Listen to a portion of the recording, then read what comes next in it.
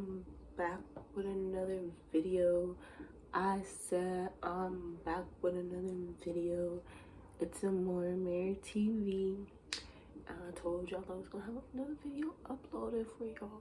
Like I told y'all. Anyways, as y'all can tell by the title, I am gonna be doing another reaction video. Now, I was supposed to do a fucking morning routine this morning, but things just got a little out of hand, and that's probably gonna be another story time.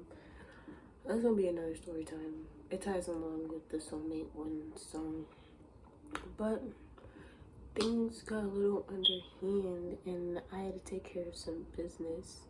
So yeah, I'm back. I told y'all I was gonna do another reaction with my bro, Mr. Nightmare. You know my bro, like we've been rocking with him since a youngin', man.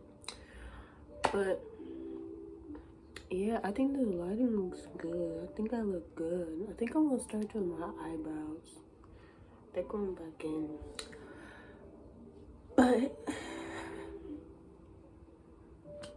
today's video, I'm gonna do the 3 date night horror stories.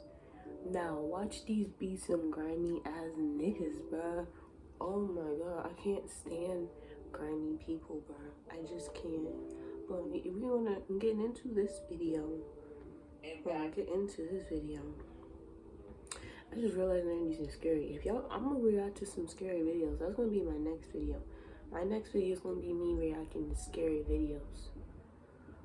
But I don't know, because I'm gonna have to do it downstairs, because downstairs got some good ass lighting. Like that bathroom, oh my gosh, it has some good ass lighting.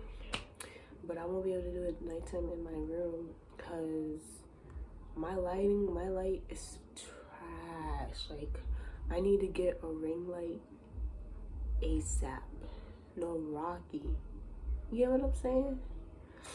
But yeah, this video from Mr. Nightmare is called 3 Real Date Night Horror Stories. So yeah, I'm gonna be working on getting a camera.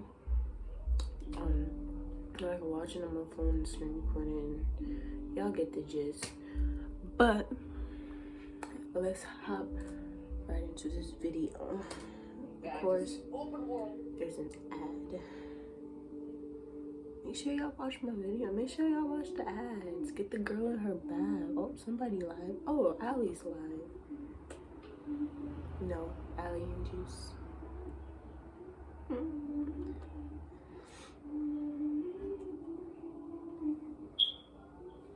My older sister Jen is 5 Not years Tinder. old, and this story also happened 5 years ago. Before Jen was dating her current boyfriend, she used Tinder to meet a few guys. I remember the night specifically. She told me and our other sister Maria that she was meeting a guy at y'all know I'm gonna be talking my shit in this one too. A bar a few blocks down. When she got there, she sat at the bar and texted the guy to let him know where she was sitting. Under a minute passes and a man sits next to her, offering to buy her a drink. This man is significantly older than my sister, and according to her, gave off a horrible smell, had bad breath, and had a crooked front tooth. First off, that is a turn off. That is the biggest turn off. You stinking, got a crooked smell, bad breath, not dressing nice, and not being respectful. Like, that is a turn off. She told him no thank you right away. She had a guy coming to meet her. As she should. The man didn't get up just yet. He kept sitting there. Said he'd buy her a drink in the meantime before her date got there. Jan felt very uncomfortable and asked the man to please leave her alone. The man got up from the bar stool. Jan told us she did a side glance to see where the man had gone, and she said he sat at one of the nearby table booths. Hold on, y'all. I need my drink. I got me a Fruit Punch Arizona.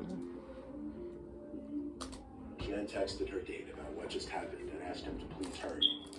There wasn't a response, so she sits there a few minutes, texts again, "Where are you?" This time the guy responds, "Running late, get a drink or two without me." Now, this was an odd text for a guy to send to a girl he's meeting. And to make it even worse, the man from before came back to sit next to Jan, asking where her date was and acting all upset that she was still alone. My sister responded to the man once or twice, then had enough and asked him to please leave her alone once again. She texted her date one more time, saying, "Sorry, I'm gonna leave." As she sent it, the man's phone, which she left on the bar, vibrated. My sister immediately put two and two together and said she's going to the bathroom. I remember she called her sister Maria asking what to do. Maria told her just leave and drive home. I listened in on the conversation. This is why we don't do online dating.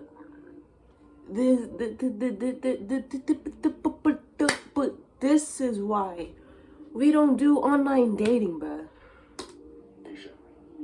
When Jan left the bathroom, the man was no longer anywhere to be seen at the bar, which I'm sure she found to be a relief. She went straight to her car and started driving home. It's a very linear and short path from that bar. She was home in probably a couple minutes. When she pulled up in the driveway and started walking to the front door, she noticed another car pull up across the street. It didn't stop directly in front of the house across the street. It stopped one house over. Jan came inside, and from here on, I can tell the story from my own point of view.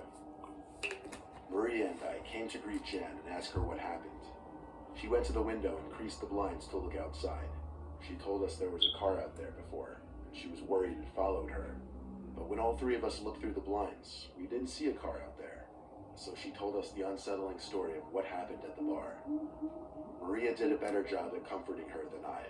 Girl thing, I guess. I did tell her that if that man ever stepped foot near her again, I'd kick his ass. Later on, we all went to our rooms and did our own thing.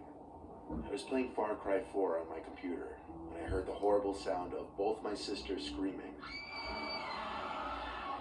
Let me shift back to Jan's perspective for a second. She was on her phone in bed when she got a text from that number. It said, "Hey, I'm so sorry. I didn't see your text until I got to the bar." Jan didn't answer that, so he sent a follow-up text saying, "I'm going to meet you at your house. Which window is yours?" Jan called Maria to come to her room to look at the text. As they talked for a little bit, figuring out what to do, Jan's window slid open, and someone tried pushing their way through the roller shade. It was when both Maria and Jan screamed, causing not only me, but her parents from upstairs to come rushing to her room. The man trying to come in gave up before we even made it to the room. Our dad went outside to try and chase after the man, but he was already long gone in his car probably. Of course, my dad called the cops to get a police report. Jan gave the police the man's cell phone number, and they took records of the text conversation. They said they were going to do what they could to trace the number, though it could take a few days. My dad was contacted after the weekend by the local police station. They asked him to come in. At the station, they said they traced the number to be a fake number through some app, and that there was no guarantee they could trace the use back to a specific phone. My dad asked us to do whatever they could. Weeks passed and we never heard from the police, but we all slowly started to forget about it. You can never really understand people's motives and how they think they'll get away with some things. Like climbing into a girl's window, for instance. Like, that's creepy shit. That's weirdo nigga shit.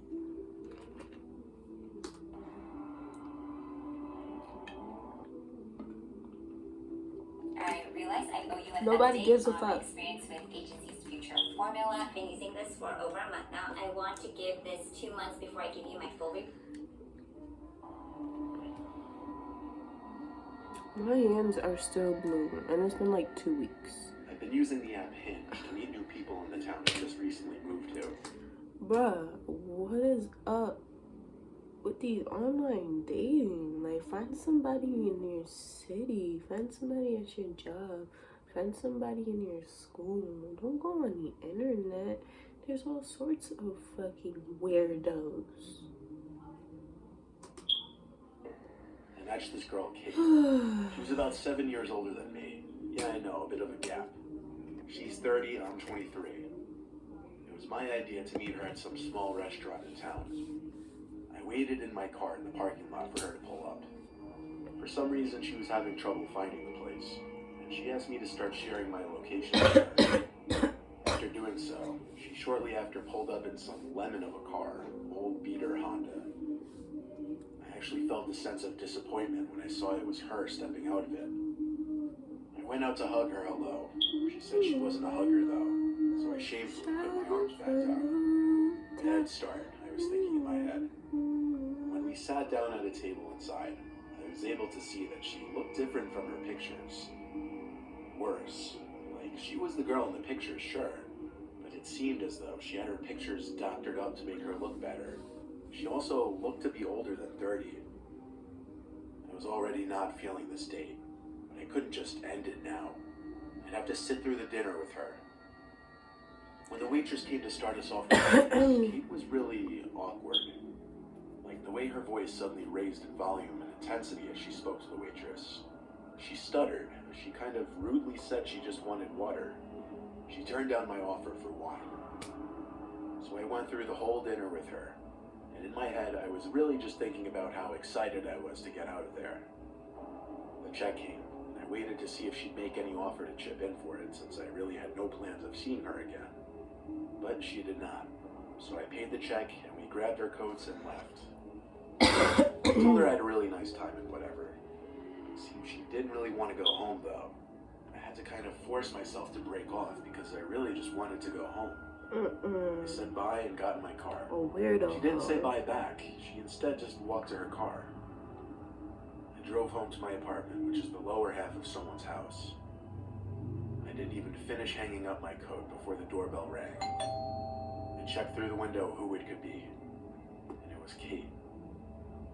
I hadn't stopped sharing my location with her. What could she want? I hadn't forgotten anything at the restaurant, and even if I had, she could have texted me. It was then that I realized this woman might actually be nuts. I walked away from the door and hid in the kitchen with the lights off. I got a text from Kate saying, "I know you're home." I replied, "What do you want? Why are you here?" Could never be me, because one, that's weirdo hoe shit. Like, now you wanna have niggas calling you crazy, like. She texted back, "Answer." I didn't answer that time. I stayed in the kitchen and waited there for a while, until she texted again, saying, "I see you at the table, let me in now." She knew I was sitting there. She could see me. In a panic, I looked at all the windows, until I saw the one. It was one of the backyard windows, where I hadn't lowered the shade all the way down. And through that little opening at the bottom, I saw her eyes creeping in. Freaking out, I went to my room and stayed in there with the lights off, while I called 911 to report a trespassing. I had the call on speakerphone so I could read the insane text Kate was sending me.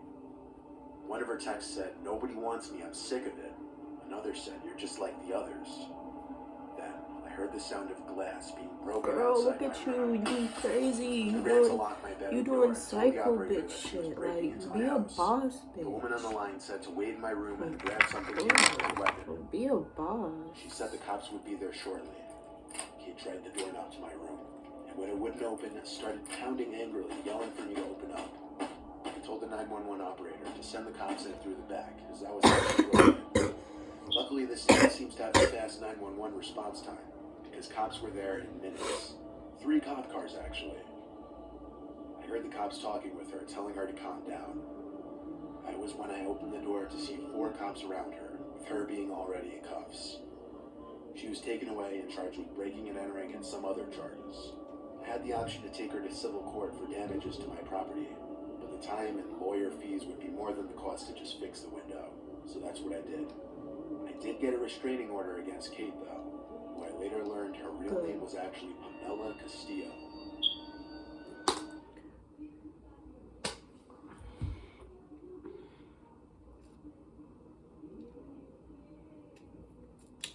We lying about our identities though.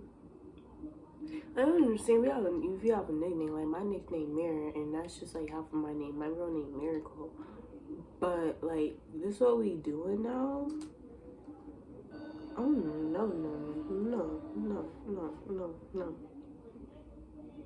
Alright, y'all, we on the last story. There's another ad, so I muted it.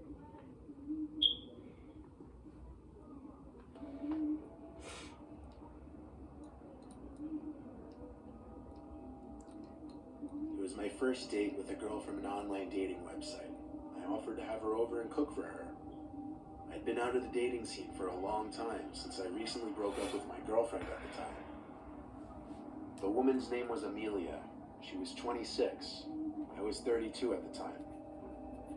I didn't really think having her over for dinner before meeting her was weird. If anything, it would be more relaxed and comfortable than meeting at some bar or restaurant. I was cooking some penne alla vodka with garlic bread and wine, my favorite combo. Amelia arrived around 6:30. I welcomed her in and asked her to take a seat at one end of the kitchen table.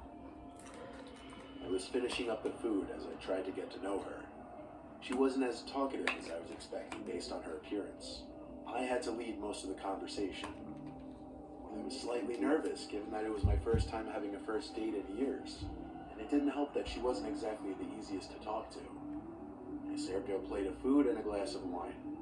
Then she asked something odd. She wanted me to go get a candle so that we could have a proper cheers. I had nothing else to say but to go along with it. I left the kitchen to the pantry closet in the hallway to get one of the candles and a lighter. When I came back to the kitchen, I spotted Amelia sitting back down, like very quick-like.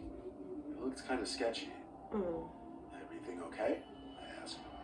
To which she replied she just had to rinse her hands. Odd, because I didn't hear the sink run.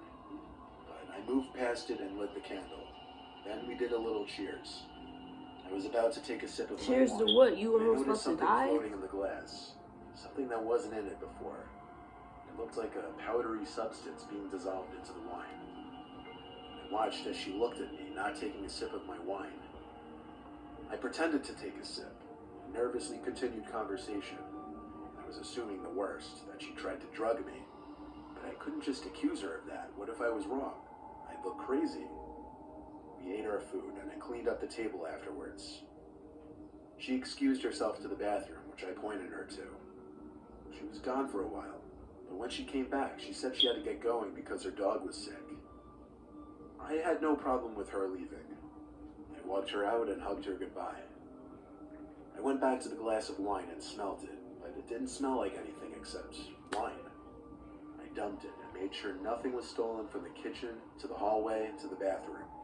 After cleaning, I watched TV while telling my friends that I think she tried to drug me. Then I went to sleep. Actually, I didn't sleep. I have acute insomnia, which comes on and off. And this was one night I just couldn't get shut-eye. I rolled from one side of the bed to the other for hours. And it must have been like 2:30 or something when I heard a cup fall from my kitchen. That terrified me because, well, cups are pretty stationary objects. I didn't see why or how one could have fallen from the counter. Suddenly my door opened and someone stepped inside. I didn't move. I pretended to be asleep, but with one eye half open. Someone stood in front of the doorway for a few seconds, then left the room. I waited a minute before getting up to follow, and hopefully get the kitchen phone to call the police. There was a glimmer of light in the living room from the street light outside. With that, I was able to see her body in the corner of the room. She wasn't ducking, nothing. She was just idly staying in place. Amelia, I said, afraid of what would happen next. She was standing by the knife holder. Amelia, if you leave right now, I won't call the cops. There was this awful, chilling silence before she put something back on the counter, walked to the back door, and exited. What she put back on the counter turned out to be a knife. When she left, I locked the door first thing, of course.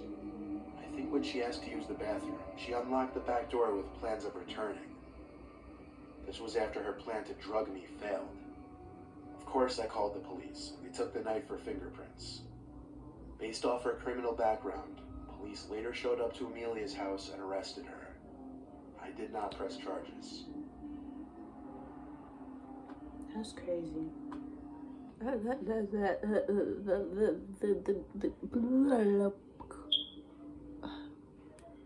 was crazy. Now that was crazy right there. That was fucking crazy. But that's it for this video. Please like, comment, and subscribe, and follow me on my social media. My bad. My Instagram is Little Pretty Doll Mirror. My Snapchat is Miracle, and my TikTok is Little Pretty Doll Mirror. So yeah, make sure you follow me. Make sure you like this video, and make sure you subscribe.